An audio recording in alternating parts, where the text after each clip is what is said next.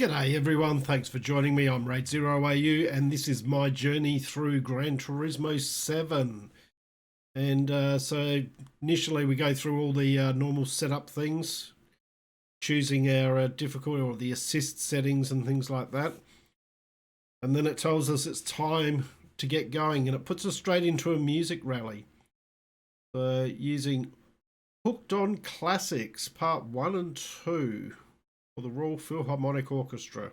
If you've not heard it, maybe look it up on YouTube or Spotify or somewhere like that.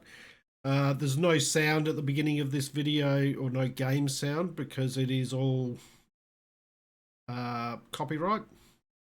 And you'll see there the first corner didn't go well. I realized I had no brakes. So for those interested, I am using a Fanatec CSL Elite with the CSL Elite pedals, including a load cell. So now this wasn't a problem with the game; it was a problem with my setup. So I needed to go away and just adjust that. Initially, I thought I'll keep going, see how it goes, and you'll see here, I just have no brakes at all.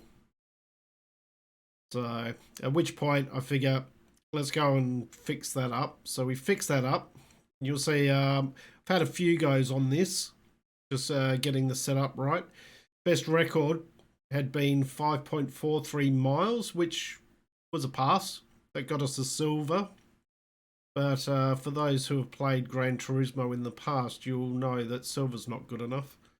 You need to get the gold. So this was my gold run. We are in the Porsche 356 Speedster, I believe, if I remember rightly. And going past a number of what would probably be called iconic cars, like things that people would recognise, I would say.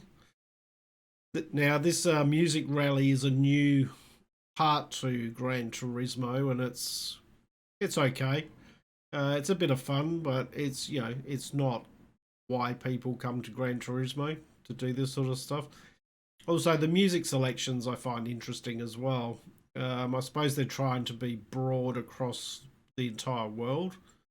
Things that might be suited in all cultures, maybe. I'm not sure, but I couldn't help wondering where were some of the iconic driving songs. Things like Born to Be Wild or Radar Love or something like that. So I think they might have missed a beat there. So you can see it's pretty much your standard checkpoint race. Basically, see how far you can get before one, either the timer runs out, or two, the song runs out. So we're on the Alsace course. Not quite sure how to pronounce that. If I'm pronouncing it wrong, I apologise. I've heard various pronunciations. As Alsace, I've heard people call it Alsace. I don't think that's correct, but I might be wrong. If you do know, correct me in the comments, please. So I've played basically most of the Gran Turismos that have been around. GT Sport was the last one on PS4. Didn't really play a lot of that, mainly because it was purely focused on the multiplayer. I will do a bit of multiplayer in GT7 once I get it unlocked, and we will see how I go, I suppose. My aim here is to slowly work my way through the single player content and take it from there. So for newcomers coming to Gran Turismo, I don't know about the music rally being the first thing. Like, it just throws you in there. You don't have a choice. But I suppose they want to show off this is something new that's in there. But yeah, I'm not too sure about that. So you can see we're coming towards the end of the song here. Got another 356 Speedster in front of us. And I'd have to say the graphics do look pretty good on playing on the PS5. So you would hope the graphics would be pretty good. The attention to detail in the cockpit is really nice. That's always been one of the hallmarks of Gran Turismo. And also the replay side of things is very, very nice as well. Once again, a staple of the Gran Turismo franchise. So coming up towards the end here, coming up behind this 300 SL Mercedes. Couldn't let him hold me up. So I knew I was getting close to the end. So big dive up the inside there. Then we head down to this big sweeping corner here. See a bit of juddering there, a little bit of understeer going on the BMW. And there's the finish. And we get a 5.55 miles, which is the gold. So we've successfully passed that. That was the only one I did. I did choose hard settings for race difficulties. And then we were thrown straight into a 8-minute long trailer or opening cinematic. Once again, the music's turned off or the sound's turned off because of copyright reasons. But initially started off with a lot of history stuff. I think mainly showing that while all these events were going on, the car was also there. You know, that's been a constant all the way through, I think is what they were aiming for. As usual with Gran Turismo, it's a little bit grandiose, I'd have to say. But yeah, I quite enjoyed it. But it is 8 minutes long. Now I'm not going to make you sit through all of that. So I will put a cut in here. There we go. I did want to keep this part in because I did think this transition was quite nice. Sort of shows off what the engine can do. Bearing in mind that it is a cinematic, so...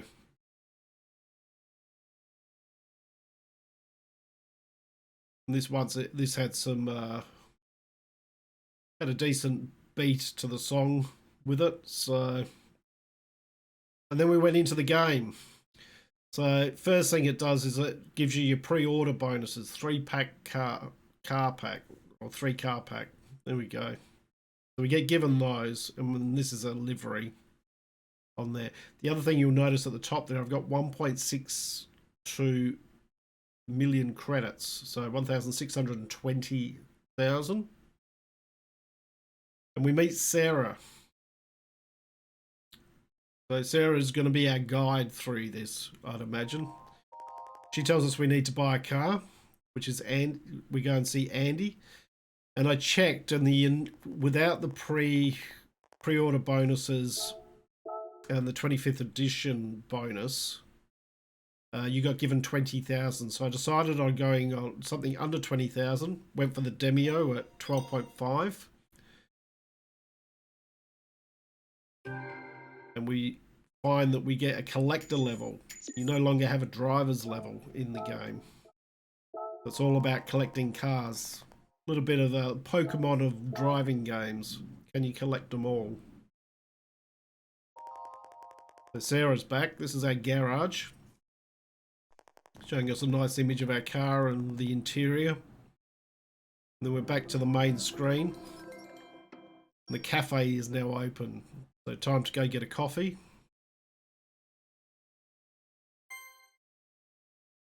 And we head over to the cafe.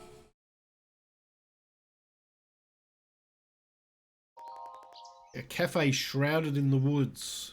It's like some little cult. A special place where people who love cars and even car designers come to visit. Special menus. They'll be important, the menus. So we go inside. And here we meet Luca.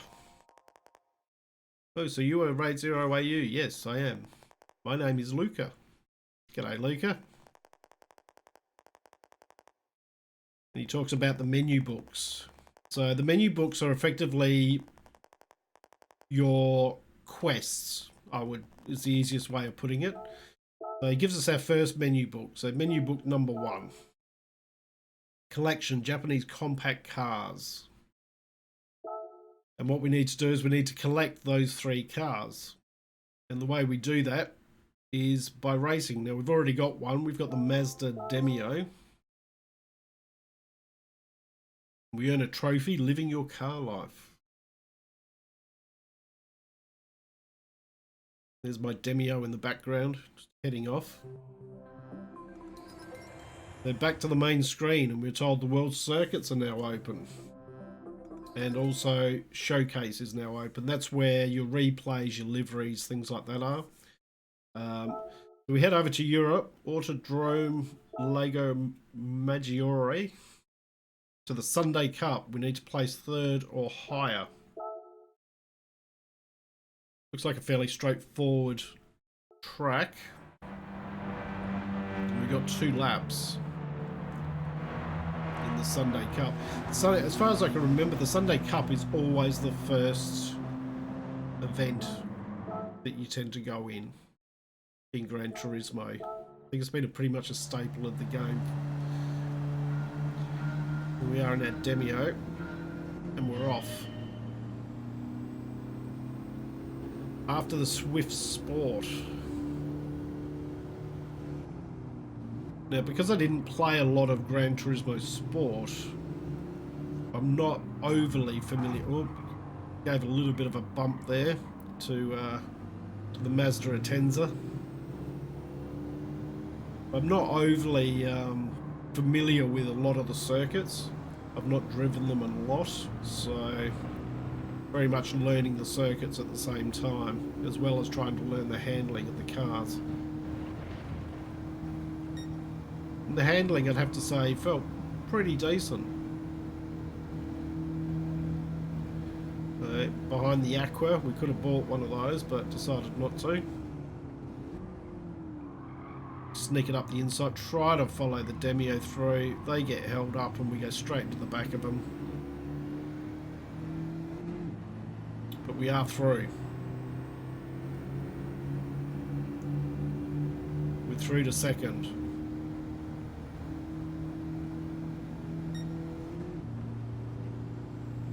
So the AI in Gran Turismo has been notoriously, I wouldn't say bad, but not particularly fast. So remembering that this is on the, I did set it to the hardest race difficulty. The Honda Fit just puts his brakes on there. And because I bumped him there, I decided not to try and go through past him. Thought it's only fair to do it properly. But we are coming up towards the end of the 2nd lap, so I do need to make a pass here. So coming up to the final corner, chucking up the inside, completely missed the apex. He tries to do a little bit of a cutback, but didn't quite work for him. And we managed to win our first race in Gran Turismo 7 proper.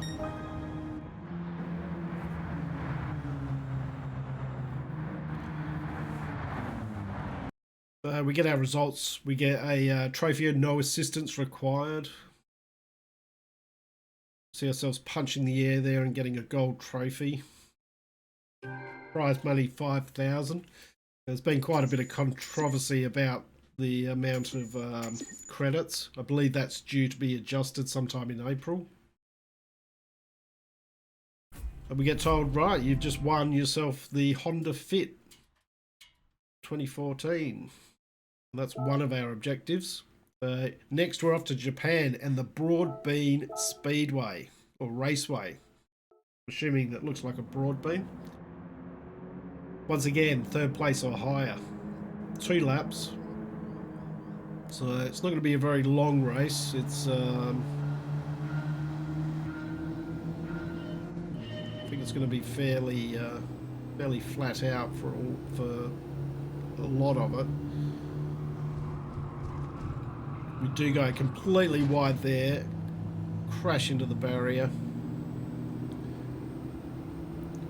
Totally lose a lot of momentum by doing that, obviously. Luckily not a lot of damage in, or no damage really in Gran Turismo, so you kind of get away with it. Try to sneak it up the inside here. Past that group, and now we've just got to chase the other 4 down, and we don't have long to do it. That's the end of the first lap, so another lap to go. This time we take this corner a little bit better. We're after the Prius. Can't get beaten by a Prius, surely. There's the Honda Fit. Chuck it round the outside, bring it in. Took it on the inside of the Honda Beat there, but it doesn't mean we're on the outside here. Did lose the back end a little bit there going into this turn. And effectively, we couldn't do any better than second.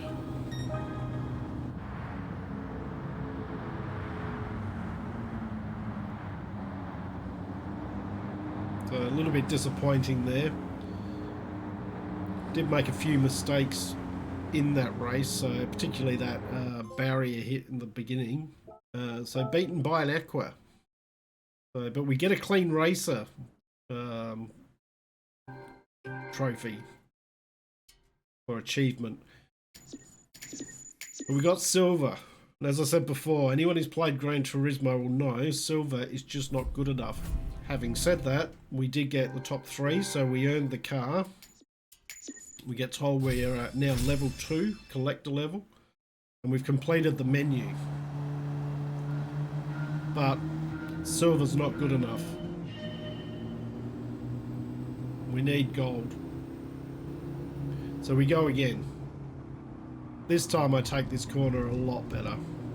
Straight up behind the Aqua, straight past him.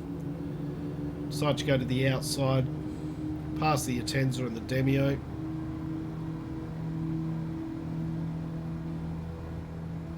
And we're off after the Prius. So things going a lot better this time. A lot smoother.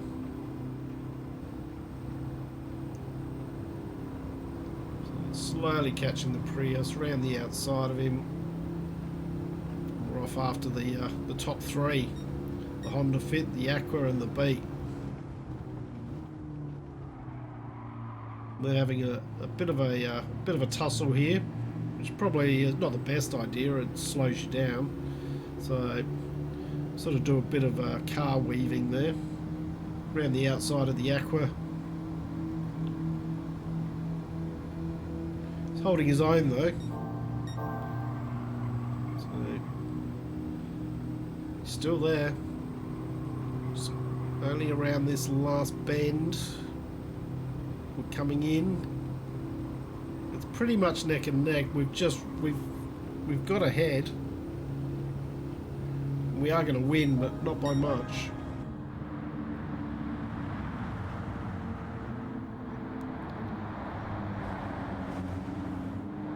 But we did get the gold. That was the main thing. By a whisker, trophy earned. Okay, there we go. Got to punch the air, get the gold trophy, and there we go. We go back to the cafe. Student of motoring history, trophy earned. Japanese compact cars completed. Luke is pretty happy with us. He tells us he's got some stories to tell. Let's talk later. Alright. G'day Sarah, she's back.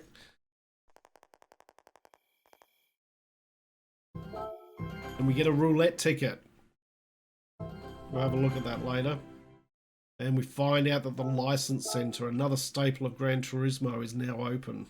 All right, Luca, what have you got to tell us? So, menu book 1, Japanese compact cars. It refers to cars with smaller wheelbases. New drivers love them because they're easy to handle and they're perfect for day-to-day use. Japanese compact cars are famous for their technical prowess. Take the diesel engine in this 4th generation Demio. It's considered one of Mazda's masterpieces. It's also the 3rd generation Honda Fit Hybrid, the most fuel efficient car in Japan when it was released. Finally, there's the Toyota Aqua, another compact hybrid boasting great fuel efficiency and excellent handling. As you can see, many compact cars have ended up becoming all-time classics. Right, we get our next menu book. Test yourself at the license center. So that'll be coming up. We don't go into that at this time because we noticed that Stella's arrived at the cafe. I noticed your cool car. Hey Stella. Her name is Stella. She likes cars a lot and comes here pretty often. I love talking all about cars. This Demio is Mazda's contribution. It actually became so well known as the Mazda 2 outside of Japan. Now in Australia it is known as the Mazda 2.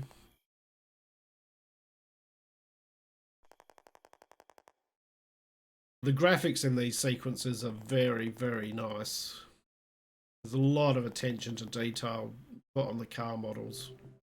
Very, very nice. And then we're back to the main menu and it tells us that the license center is now open. That's always an exciting prospect. We go over and we have a look at our roulette ticket. Decide to have a look at that. These are like a roulette thing. Now, we've had this roulette thing previously, not with these tickets, but previously in other Gran Turismo series, but this one's different. Let's see what we get. Can we get the car? No, we get the smallest prize possible. 2,000. So in the past, the roulettes that you used to have, it'd have 4 different cars. And then basically that would be what you'd win, one of those cars. You'd always hope for a particular car and hope that that's what you'd get, but it'd always be a car.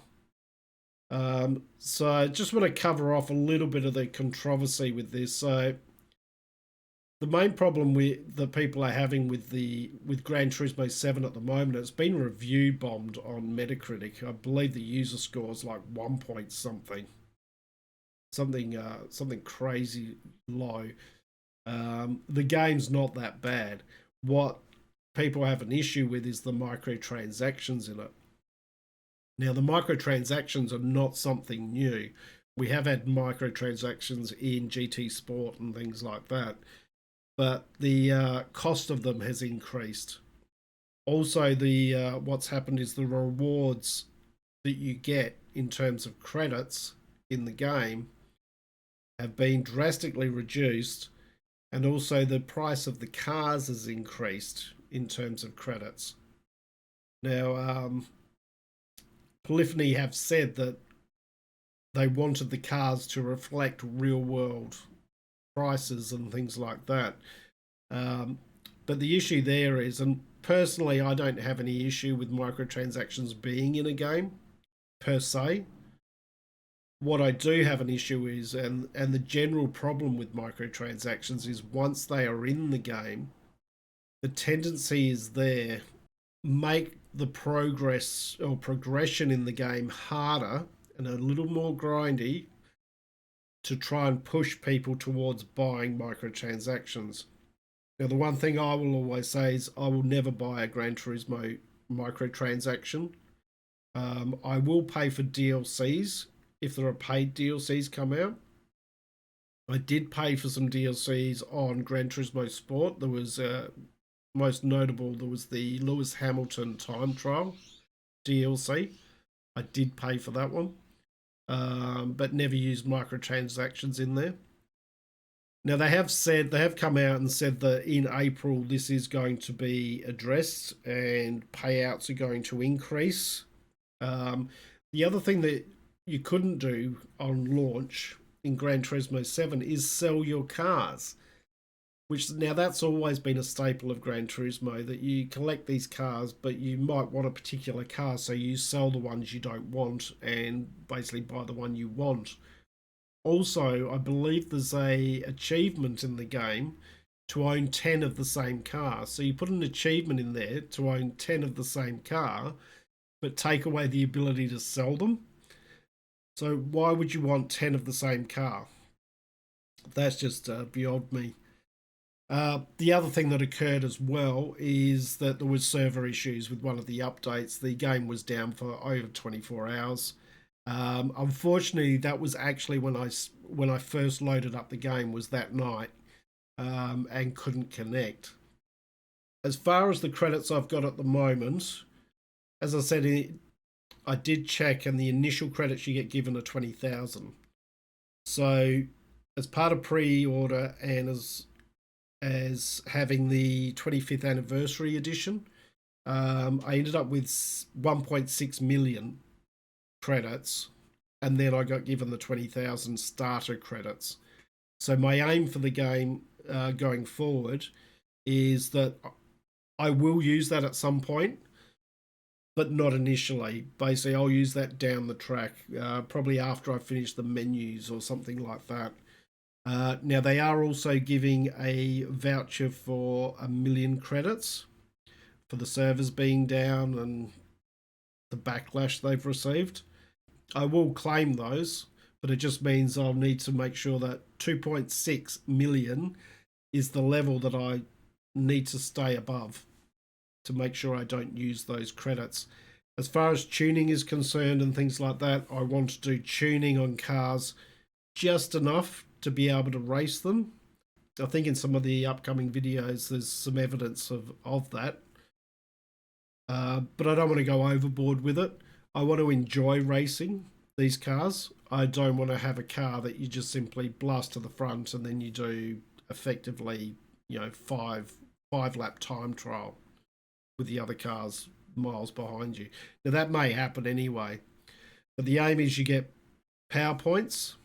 Each car is rated on a PP level, so power or performance points or power points, and each race has a recommended PP level. So my aim will be to tune up to that, but not to go over it. That's where I'm going to call this episode. Hope you enjoyed the beginning of my journey in Gran Turismo 7. I look forward to seeing you all next time. I'm Raidzero AU, signing out.